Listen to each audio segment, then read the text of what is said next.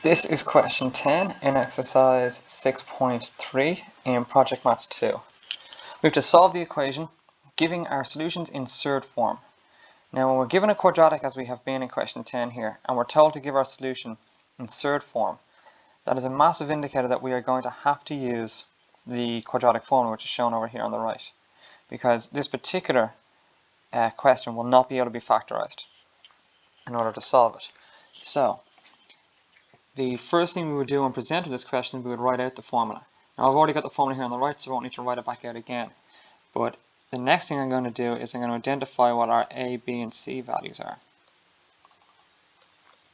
So a is going to be the coefficient of x squared, which in this case is just 1. B is going to be the coefficient of x, which in this case is 6.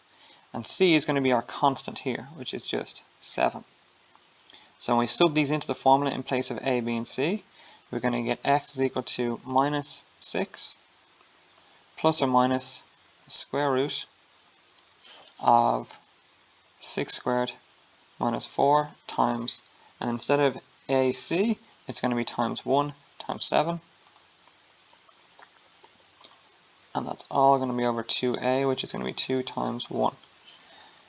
So when we tidy that up, we're going to get x is equal to minus 6 plus or minus the square root of, now 6 squared is 36, minus 4 by 1 by 7 is going to be minus 28.